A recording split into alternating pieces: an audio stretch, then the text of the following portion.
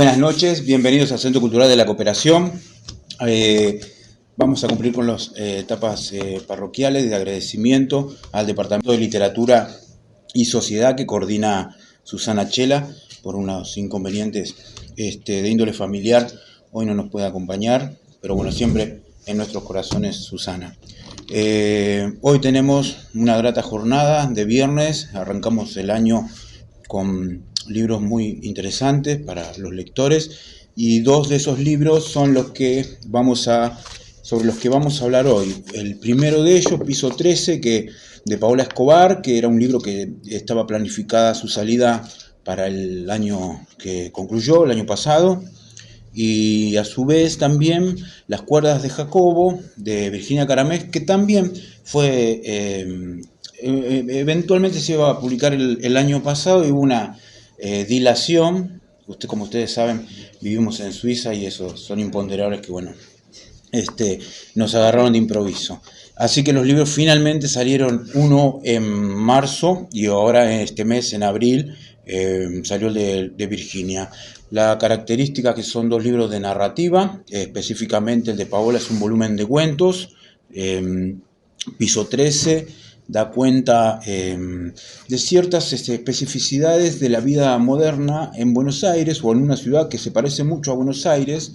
De hecho, aparece mencionada una gran avenida, por lo que veo yo también, por lo que logré darme cuenta, digamos, como si fuera un foro municipal o una dependencia de esa índole, ¿no? Burocrática. Así que las pequeñas escenas que se desarrollan en esos micromundos están vistas con una mirada de escalpelo por Paola Escobar. Paola Escobar se ruboriza cada vez que yo lo digo, pero para mí es la Carson McCullers de la literatura argentina, y lo digo con firmeza realmente, ¿no? Habiendo leído Carson McCullers primero, claro.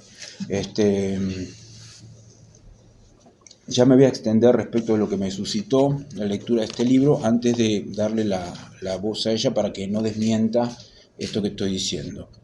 Las cuerdas de Jacobo, de Virginia Caramés.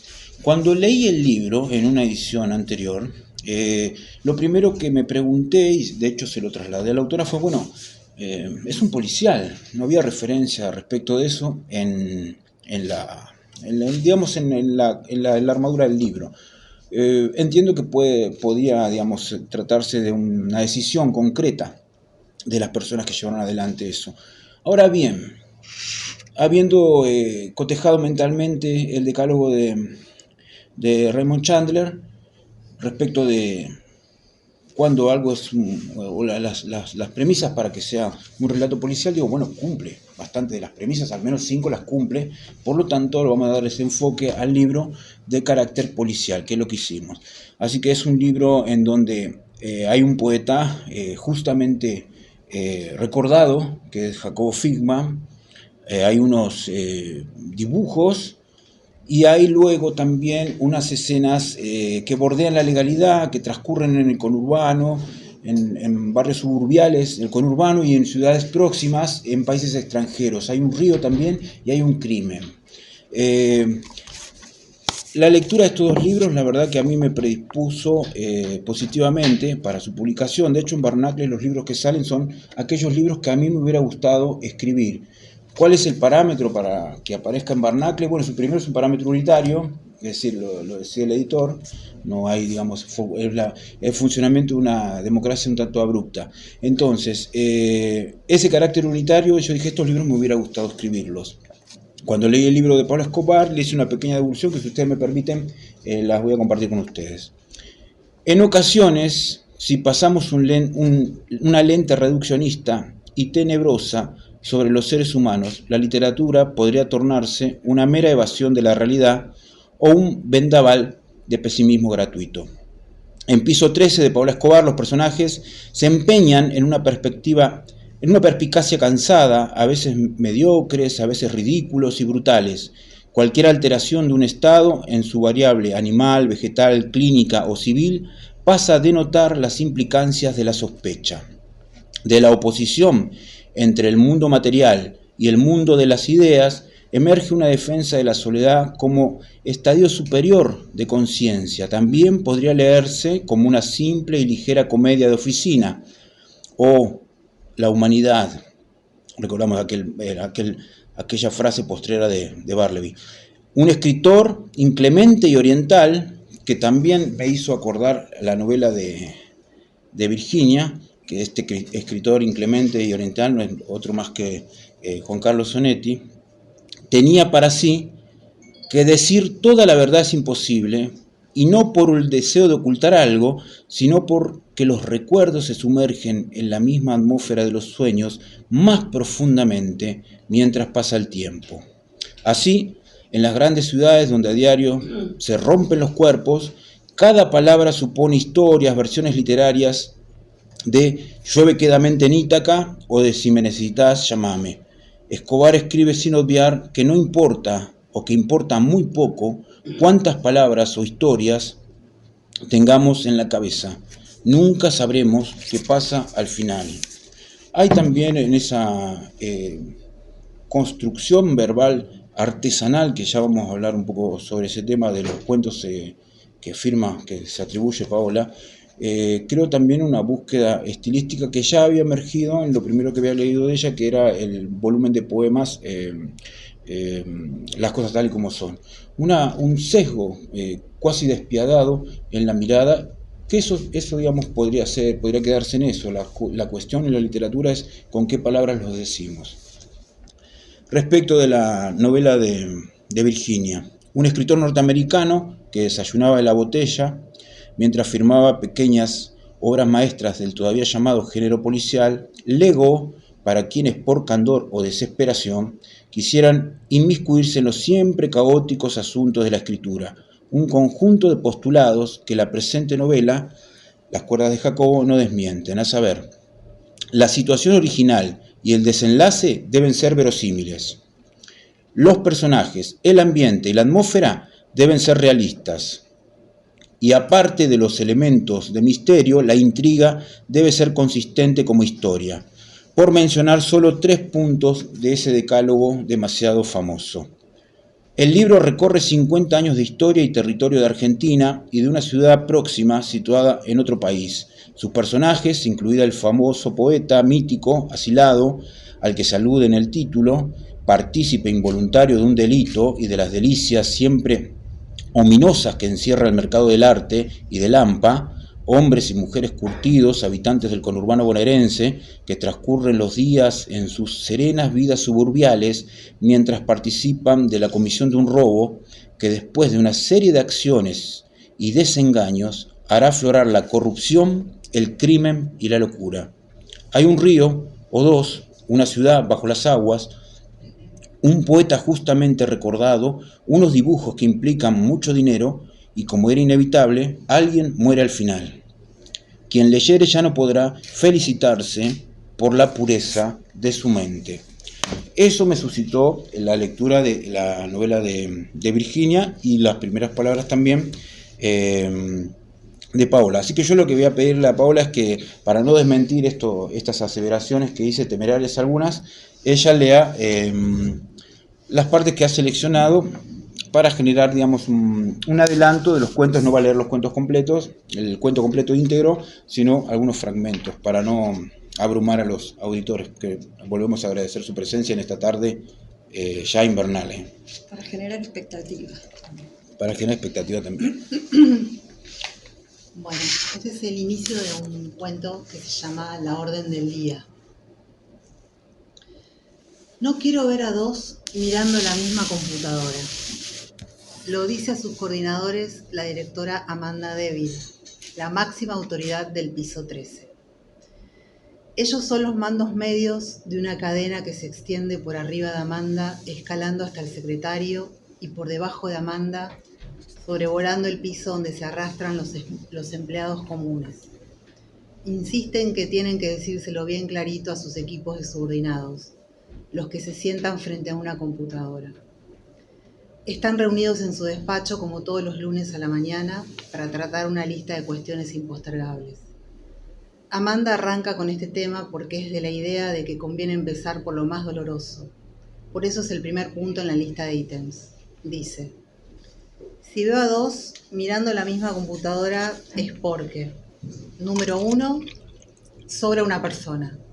O número 2, porque para hacer un trabajo se necesitan 2 empleados.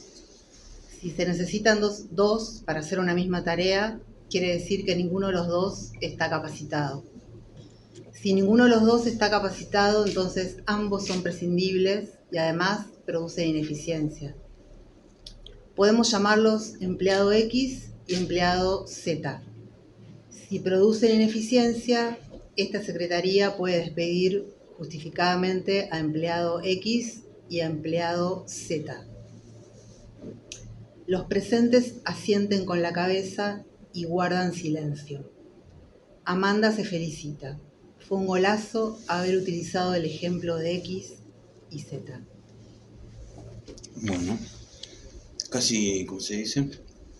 Previsor, anticipatorio. Porque ¿cuánto tiempo tienen estos cuentos? No son... Este cuento corría el año 2017. 2017. Sí, tengo acá mis apuntadoras, bueno, colegas. Veo que hay por ahí personajes que se reconocen. Sí. Claro. Bueno. Cualquier parecido con la realidad es pura coincidencia. Pura coincidencia. Sí. ¿Qué es en el segundo o esperamos? No. No, sí, bueno, ahora la particularidad de la novela de Virginia es que son una serie de capítulos breves, así que ella va a leer algunos capítulos obedeciendo a este carácter de extensión limitado completo, digamos, ¿no? Bueno, parece que terminé escribiendo un policial, no era la intención, y ahí estuvo. 2013, Lanús, Buenos Aires, El Sereno. El 7 de agosto de 2013 ya estaban apiladas en el rincón de la oficina las 6 bolsas de vasitos descartables que había donado la papelera de Lindera al cuartel. A un costado, enrollada y cubierta por un plástico, la bandera argentina, que se desplegaría el próximo mes a lo largo de los 12 metros del frente de la institución y haría de marco al desarrollo del desfile. El 7 de agosto, cuando sonó el teléfono, tuvo el sargento de guardia que despejar las letras negras recortadas que dejaron la noche anterior sobre el escritorio. Tomaría el tubo, mientras de forma automática trataría hasta tanto dilucidar a la urgencia de ordenar las letras, para lo que él ya sabía, haría una secuencia hasta formar 100 años bomberos voluntarios de Lanús. Eran muchas letras desordenadas. «Dígame dónde». Y corrió, con el dorso de la mano, ya desinteresado en ellas, las letras negras que cubrían el bloc y la virome. El 8 de agosto de 2013, Diario Popular tituló «Voraz incendio afectó fábrica fuera de actividad en Lanús». Minuto 1 decía 5 cuadrillas trabajan desde anoche. No se conocen aún las causas, noticias de bomberos. Así lo confirmaron fuentes, La Voz. La fábrica en desuso actualmente, Ámbito. El único morador, aparentemente El Sereno, La Gaceta de Lanús. Rescatado ileso, Infobae. El siniestro consumía la fábrica ubicada en La Nación. Comenzó a las 3 a.m. según vecinos, movilera de Cable Noticias. Quedó controlado el incendio después de arduos telam. El 9 de agosto de 2013, el noticiero de Canal 9 decía no se ha dado con el paradero del Sereno que resultó ileso en el incendio. El eslabón perdido, la policía busca para indagar al sereno de la fábrica incendiada. No obstante, los vecinos desconocen que hubiera un sereno. Afirman que la fábrica estuvo ocupada por malvivientes hasta la semana pasada. Pasemos al informe meteorológico. Fue el resumen de Noticias 7. Mientras que Canal 13 se limitó a mencionar que el incendio ya había sido sofocado. Que Cacho, luego de salir ileso del incendio, eludiera en medio de la confusión y la oscuridad a los vallados, a los bomberos, a los policías, a los vecinos que se arrimaron al lugar, que llevara una valija con la manija rota, abrazada consigo, que la valija anticuada, con cierre, sin rueditas, estuviera, según su aspecto, a medio llenar, que caminara abstraído, sin mirar a nadie, intentando que nadie lo viera a él, que intentara a fuerza de concentración anular la borrachera, que podía hacerlo trastabillar o peor, caer, en fin, que podía hacerlo llamar la atención, que la presencia policial le hiciera tratar de estirar un cuello inútilmente corto como para cubrirse, que al ver las luces intermitentes de la policía o tal vez de los bomberos, la primera imagen que descendiera a su mente fuera la suya propia, de frente, de perfil, que él, un hombre con una valija vieja a medio llenar, zigzagueara entre árboles y autos en sentido contrario del de los curiosos, es decir, que Cacho se esfumara, que Cacho y la valija se esfumaran, eso nadie lo notó. Bueno, muy bien. Hoy me preguntaban si existían los dibujos de Figman, lo cual sí, en el colofón del libro hay una ilustración de Jacobo Figman, pero ¿cómo fue que fabulaste o no esta historia? Bueno, es un camino. Yo quería saber si podía escribir narrativa, porque yo escribo poesías normalmente. Y había tenido un interés, pero las cosas empiezan a veces de formas imprevistas, ¿no? Yo había tenido un interés con respecto a los nombres de las personas o a la cristalización de los nombres de las personas para toda la vida, digamos. Hay una cuestión familiar atrás, porque mis abuelos le llaman por el segundo nombre, porque el primer nombre pertenece a otro, que en realidad tampoco se llamaba. Bueno, he descubierto así algunas cosas, incluso a mí me dicen Vicky, que es de Victoria, y yo me llamo Virginia. Entonces, me había interesado eso. Los personajes de esta novela tienen varios nombres, cada uno. Entonces, bueno, empecé a imaginar que podían ser seudónimos que usaran por cuestiones maliciosas. Quedó ahí alguna cosa escrita, años. Y no fue para el lado de las identidades después lo que empecé a escribir. Empecé a escribir algo que terminó siendo policial con una intención de ver cómo escribir. O sea, a mí nunca me interesó la trama surgió. Yo quería ver desde dónde, cómo atacar esto de la narrativa. Uh-huh.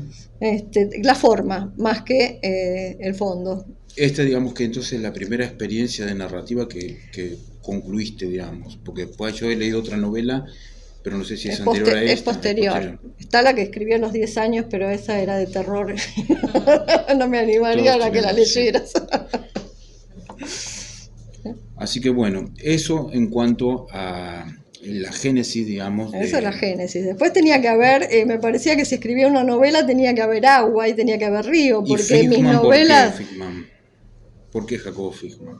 ¿Te gusta como poeta? Figman es un personaje que aparece muchísimo en la literatura argentina y que es atractivo de por sí, más allá de su calidad literaria que admiro.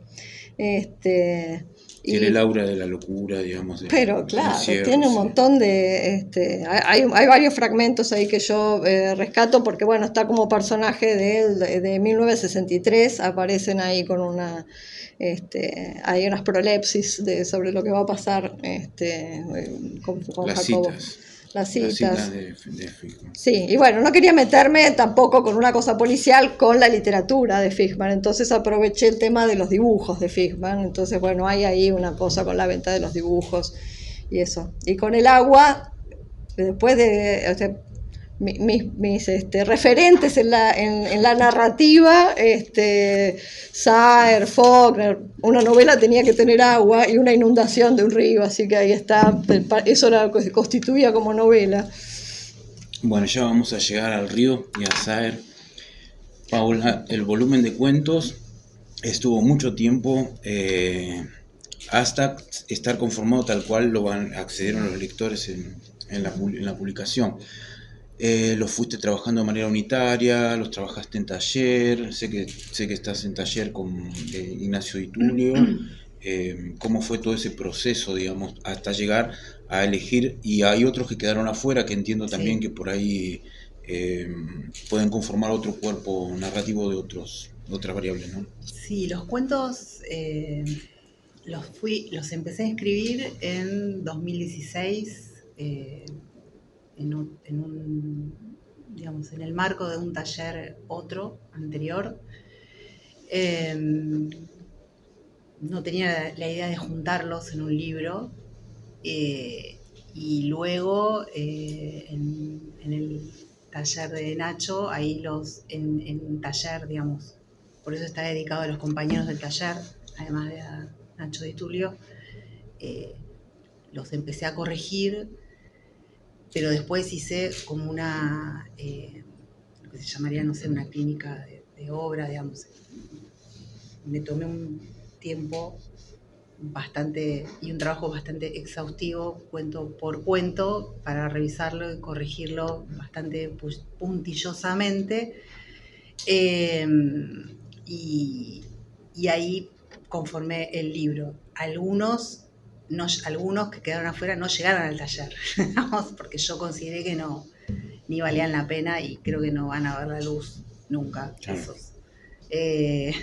Hay otros materiales que conformarán otras publicaciones, supongo, pero que no tienen que ver con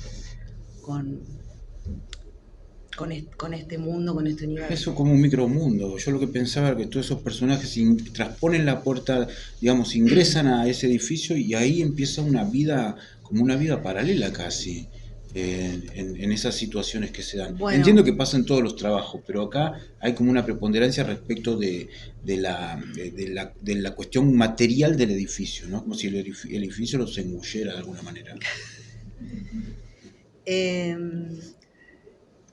En realidad, la idea a mí no quisiera que se lleven, que se vayan con la idea de que el libro es un libro de cuentos de oficina. Eso es lo que a mí me gustaría, ¿no? Si leen si compran el libro. Tienen que hacer la experiencia. Claro, pero bueno, que no se lleven que no asuman esa idea previa. Transcurren en una oficina, pero... Claro, pero no es, el tema no es la oficina en sí. La oficina es circunstancial, ¿sí? No es el tema del libro. Los personajes circunstancialmente se cruzan en este contexto y en esta oficina, que es una oficina particular con características particulares, pero yo no me detengo. Podría haberme detenido en un montón de rasgos y características de lo que es trabajar en una oficina de estas características que no voy a mencionar acá. Sí, eso aparece, digamos que tampoco no se puntualizan, digamos, nada. Claro, puede ser Buenos Aires, puede ser cualquier gran urbe. Exactamente, pero digo, de hecho, justamente Nacho me había propuesto hacer una novela porque los personajes se conocen todos. Uh-huh. y cada uno tiene algún protagonismo y se van cruzando acá con alguna mini historia y se van entrelazando, pero bueno, yo ahí como que lo dejé ahí. Son 7 cuentos y son cortitos. Sí, es como la mecánica de Robert Altman con los cuentos de Carver, que los hace transcurrir. Sí, en realidad, bueno, yo les contaba a las chicas antes de juntarme, perdón, me estoy extendiendo tal vez en el tiempo. Yo me hice muy fan de un libro que se llama La conjura de los necios, que cada vez que puedo lo releo, y ahí, bueno, ustedes saben los y las que lo han leído, que ahí los personajes tienen sus historias y se van también entrecruzando, y yo creo que me quedó como esa idea siempre así fija, y bueno, en algún momento lo haré, no sé. Bueno, ya veremos. Qué sé yo, bueno. ¿Quieres leer un segundo fragmento, Paula? A ver, vamos a leer otro. Bandera de rendición. Yo le dije: señora, yo no abrí un frasco nuevo de mermelada. ¿A vos te parece que se fije en eso? Además, compra la mermelada más barata, la Canale, que no tiene gusto a nada. Yo cuando está de oferta compro la Campañola, que es más rica. la de frambuesa o la de naranja. Las otras no tienen gusto a nada. Mirá si me voy a comer su mermelada. Qué bárbaro fijarse en eso, ¿no? Anita charla con Gladys en el baño de la oficina. Ya terminaron de limpiar los pisos con lavandina y están esperando que se sequen los cerámicos. Se sentaron un rato en las sillas que alguien dejó abandonadas hace un par de meses en el fondo, al lado de la ventana esmerilada. Las sillas tienen el respaldo flojo y las rueditas de las patas no giran bien. Anita es la más joven, tiene 23 años y 2 hijos chicos. Su pelo es de color amarillo canario, con las raíces muy oscuras. El uniforme de limpieza de color verde le queda demasiado suelto. La parte de arriba es una casaca de manga corta como la que usan los enfermeros y médicos en los hospitales, con escote en V, y la parte de abajo es un pantalón recto. A Gladys ambas partes le quedan extremadamente apretadas, tan ajustadas que se le marca el elástico del corpiño y el de la bombacha. Gladys cumple 50 este año y a pesar de su cuerpo macizo y ancho, se mueve con agilidad y casi nunca se cansa en el trabajo. O al menos no lo dice. Anita le envidia la energía. Será cuestión de costumbre, piensa, porque Gladys hace más de 20 años que trabaja ahí. Además de trabajar en la secretaría, Anita limpia la casa de 2 gemelas de unos 80 años. Una de ellas es la mujer que controla los frascos de mermelada. Ayer me hizo lavar 2 veces la vereda y la entrada de la casa. Está mal de la cabeza. Después me dijo que no use tanto detergente porque contamino el medio ambiente. ¿Y con qué quiere que lave las veredas? ¿Con cera? Exasperada agita la cabeza como pidiendo que le den la razón. Su cuerpo flaco es como un resorte en tensión. El flequillo se le despeina y ella lo reacomoda con la mano derecha.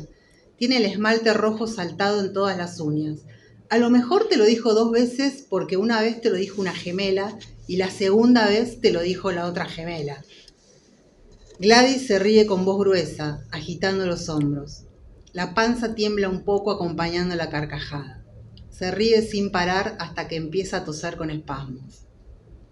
Sigue sentada un poco despatarrada con las piernas abiertas y estiradas, los talones apoyados en el piso. La casaca se le pega a los rollos de la cintura. Se mira las manos, nota que tiene la piel agrietada, a pesar de que usa los guantes de goma. El piso ya está seco, pero le duele la espalda. Si se queda sentada un rato más, a lo mejor se le pasa. Bueno, gracias, Paola. Si querés, hoy se da una circunstancia particular, es que las 2 autoras son también poetas, que lo hablábamos antes por otra persona antes de ingresar. Así que te voy a pedir un fragmento y luego vamos a hablar de esa otra faceta que las reúne también. Bueno, traté de elegir algunas, son capítulos muy cortos, alguno que no delate mucho la trama. 2013, Andino, Santa Fe, La Gota. Desde un cúmulo de escombros 3 chicos tiraban por turno piedras al agua. Algunos lograban que rebotaran 2 y hasta 3 veces. El agua no se iba. Cacho miraba a los chicos y miraba el cielo nublado desde la ventana. Había parado el viento, parece que porque había parado el viento había parado de llover, decían. ¿Extrañás?, le dice Leti. ¿Qué extraño qué? ¿Extrañás la lluvia? Se oyó a la puerta, era Anabel que entraba mientras se desenroscaba las múltiples vueltas de la bufanda. No drena, no, dijo Cacho. Mientras no vuelva a llover, no creo. Volvió el perro, ¿viste? No sé dónde se habrá metido todo este tiempo. Decime, Anabel, ¿vos supiste que se incendió la fábrica? Mirá, dijo Anabel asombrada, sosteniendo la A. Después dijo, luego, ¿cuándo? Unos días antes de venirme. ¡Qué bárbaro! Y se quedó pensativa. Ese lugar, de pensar nomás me da escalofríos. No quiero ni acordarme. Cacho giró una silla y se sentó al revés, abriendo las piernas y apoyando los brazos en el respaldo. ¿Qué pasó ahí? Fue ahí donde se intoxicó Marta. Desde la otra punta de la cocina, Elití repitió, se intoxicó. Anabel continuó, los médicos dijeron que por los químicos que usaban en la fábrica. Cacho escuchaba atento mientras miraba la gota que caía puntual de la canilla de la pileta de la cocina. ¿Y qué pasó?, insistió sin dejar de vigilar la siguiente gota. Bueno, Tac, la gota. Le afectó los nervios, ¿viste? Tac, otra. Los nervios, redobló Elití. La gota era redonda en un principio, se iba llenando, y cuando el peso la vencía, tac, caía. Metida todo el día en ese cuartito, todo el día con sus libros. Yo mucho no me acuerdo, era chica, me acuerdo de la cara de papá hablando con los médicos, papá con los hombros caídos, los brazos colgando y las manos pesadas, como muertas. Mirá de lo que me acuerdo. Y trató de sonreír. Mira, Cacho, a esa fábrica que se la lleve el infierno mismo. Prepara unos mates, ¿no? La gota se hinchaba. Sí, prepara. Y al fin, tac, caía. Bueno, cuando yo leía los libros no podía dejar de pensar también que había leído los poemarios de ustedes, que el de Paula salió en el año 22 y el tuyo el año pasado. ¿Cómo se lleva el narrador con el poeta? Si tienden a... Son dos... Bueno, en el caso de Paola yo lo que advierto, y desmentime si no, es digamos que esa mirada concentrada, específica, diría, no sé cómo llamarla, de manera alevosa casi sobre los personajes o sobre las temáticas de los poemas, que los poemas básicamente, y los tuyos eran completa imaginación, que fuera algo que diría que no se ejercita mucho en la poesía argentina contemporánea el ejercicio de la imaginación, lo cual es extraño, pero es lo que ocurre. Cuando yo leí Aves, Moscas y otras máquinas, lo primero que me suscitó asombro era el carácter imaginativo y después la concisión también con la que estaban escritos, ¿no? Primero con Paula. Adelante. ¿Cómo va Repítame la poeta la con la pregunta. narradora? ¿Cuál era la pregunta? ¿Cómo se lleva Había la una poeta con la pregunta. ¿Cómo se lleva la Ah. poeta con la narradora? ¿Te cuesta escribir narrativa más que escribir poesía? ¿Cómo los temas, cómo los elegís? Y después va a haber preguntas de revelación escandalosa y todo eso. Me cuesta todo. En realidad, es que justo veníamos hablando de eso antes de entrar acá. Hay un tema hay un tema con los poemas que, en mi caso, al menos tienen como un origen pareciera como más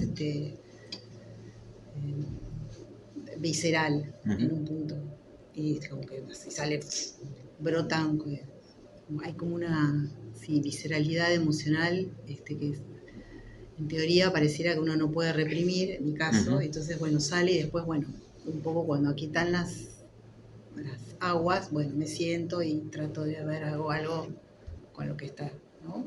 Un impulso inicial. Claro, hay un impulso inicial, lo que yo llamo el chispazo de lucidez, y después hay que pensar. Vamos a ver qué es lo que está escrito y escribir, reescribir y corregir, ¿no? Bueno, porque esto veníamos diciendo, bueno. Pensar, reescribir y corregir, yo te diría que prácticamente son Claro. elementos en desuso para la escritura de poesía, ¿no? Pero en la poesía es un trabajo, es muy arduo, porque también lo veníamos diciendo, cada palabra pesa mucho y cuenta mucho. Yo lo veo así. Y en la narrativa estás como y en más... la narrativa también, pero a mí me parece, tengo la impresión de que uno puede disimular un poco más, en el sentido de que si los textos son un poco más, como son más, yo escribo corto, los poemas son cortos y no puedo equivocarme en un poema, no puedo cometer un error en un poema, no puedo, en el sentido de que se desbalancea. Si un verso tiene una palabra que suena mal, que se escucha mal, o que el ritmo, o sea, uno se da cuenta, más allá del sentido, de la lógica o del razón, como digamos, no. En cambio, en la narrativa, en ese sentido hay no sé, más allá de respetar la estructura del cuento, eso es más fácil. Después todo me parece que lleva más tiempo, eso sí, la corrección, pero se puede volver y volver y volver y volver. Me parece que los poemas llega un punto en que después de corrección determinada cantidad de veces nos abandonamos. Ya está. O sea, en cambio la prosa se puede continuar más tiempo, creo yo. Esa es mi experiencia, mi experiencia personal. Voy a hablar con otro poeta respecto específicamente de esas cuestiones de la puntualidad de algunas palabras, de esas palabras y no otras. Y yo le decía, lo que pasa es que es como organizar, es como un silencio organizado. En realidad es eso, no solamente, digamos, la connotación propia de la palabra, sino lo que no dice o lo que sugiere. Entonces, por ahí sí es más complejo. Yo no soy narrador, entonces siempre me genera intriga cómo es esa ambivalencia. Y en tu caso, Virginia, que ya las dos novelas yo voy leyendo. Los silencios como en la música, ¿no? O sea, en la poesía, las corcheas y las semifusas o lo que uno decida, pero en la narrativa me parece que a mí me resultó muy placentero esto, lo disfruté muchísimo de escribir. A mí me aportó un andamiaje la narrativa.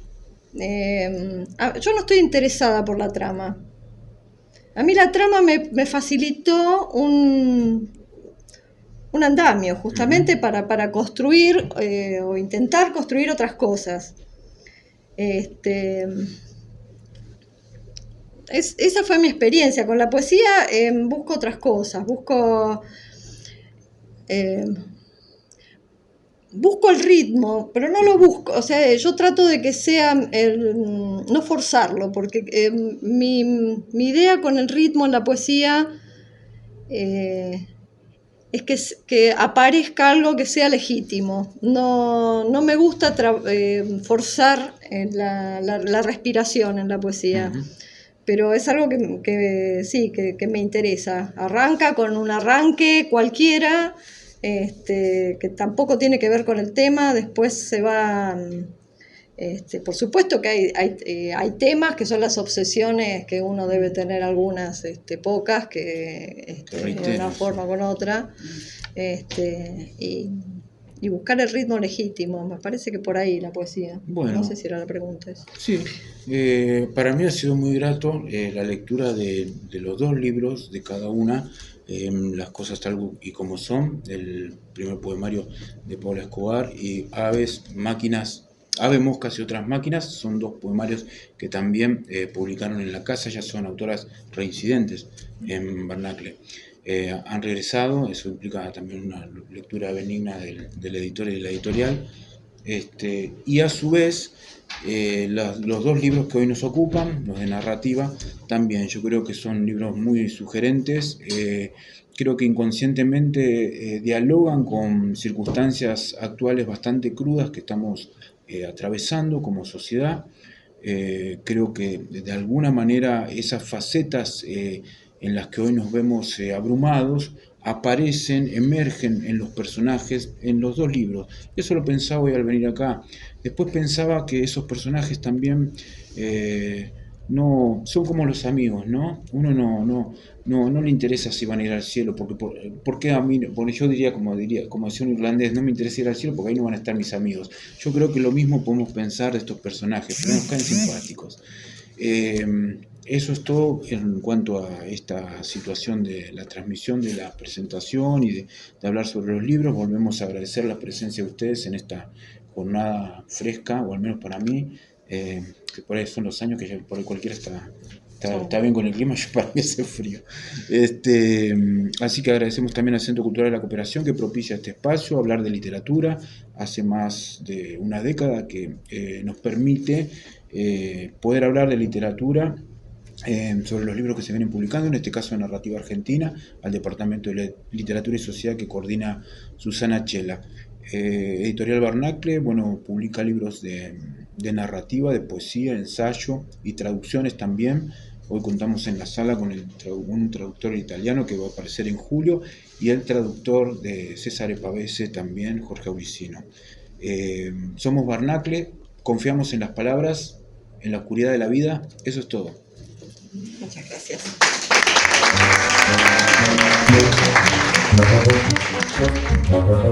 Thank you.